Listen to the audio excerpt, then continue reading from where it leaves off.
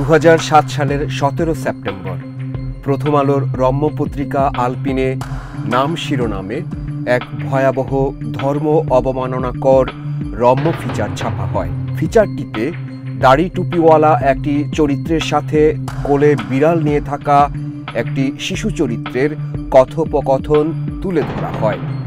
সেই কথোপকথন ও আঁকা কার্টুনের মাধ্যমে চরম ধর্ম অবমাননার ন্যাক্কারজনক নজির সৃষ্টি করে প্রথম আলো। 2007 সালে প্রথম আলো পত্রিকা নবী মোহাম্মদ মুস্তাফা সাল্লাল্লাহু আলাইহি সাল্লামের ব্যঙ্গচিত্র প্রদর্শন করেছিলেন। এরকম একটা ধিক্কারজনক কাজ প্রথম আলোর দ্বারা সম্ভব হয়েছে। ব্যঙ্গাত্মক কার্টুন আলপিনে প্রকাশ করে, এটার ব্যাপারেও ধর্মপ্রাণ মুসলমানরা আন্দোলন সংগ্রাম করার মাধ্যমে তারা জাতির কাছে ক্ষমা চাইতে বাধ্য হয়। এরপর দেশ জুড়ে তীব্র প্রতিক্রিয়ার সৃষ্টি হয়। ধর্ম অবমাননার অভিযোগে সারা দেশের আলেম ওলামা সহ সাধারণ মানুষ সম্পাদক মতিউর রহমানকে গ্রেপ্তার ও প্রথম আলো নিষিদ্ধের দাবিতে আন্দোলন শুরু করে। আন্দোলনের ভয়াবহতা দেখে তখন নড়ে চড়ে বসেন মতিউর রহমান। যে কোনো উপায়ে আপোষ মীমাংসা ও আত্মসমর্পণের পথ বেছে নেন তখন।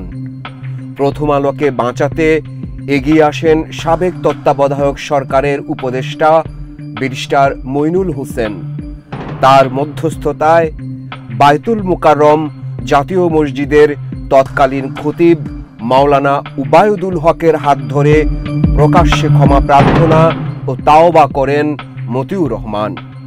তিনি তখন তাওবা করে বলেছিলেন, ধর্মে আঘাত আসে এমন কিছু আর কখনোই করবেন না। 98 সালের নভেম্বরে যখন প্রথম আলো পত্রিকা প্রকাশিত হয় প্রথম, তখন থেকে তাদের একটা এজেন্ডা আছে, যেটা ইসলাম এবং মুসলমানদের বিরুদ্ধে অবস্থান করা।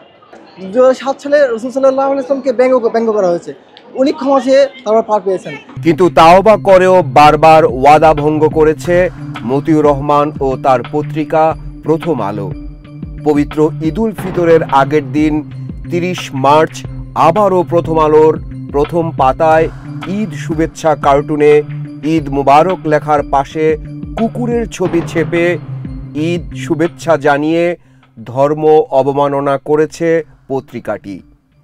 এতে আবারও দেশ জুড়ে নতুন করে প্রথম আলোর বিরুদ্ধে ক্ষোভে বিক্ষোভে ফেটে পড়েছে সারা দেশের আলেম ওলামা সহ ধর্মপ্রাণ সাধারণ মানুষ।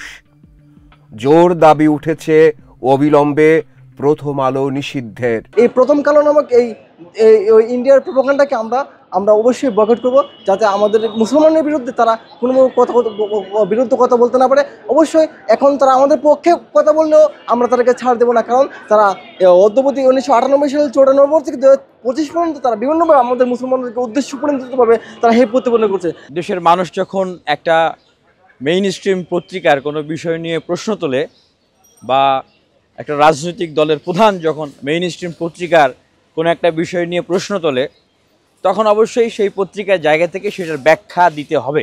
95% মুসলমানের দেশে যদি প্রথম আলো ডেইলি স্টার ইন্ডিয়ার তাবেদারি করে, ইহুদিদের মদতদাতা হিসাবে কাজ করে, আমাদের বাংলাদেশের মুসলমানদেরকে কটূক্তি করবে, তার ধর্মকে কটূক্তি করবে, আমরা কোনোভাবেই মানতে পারি না।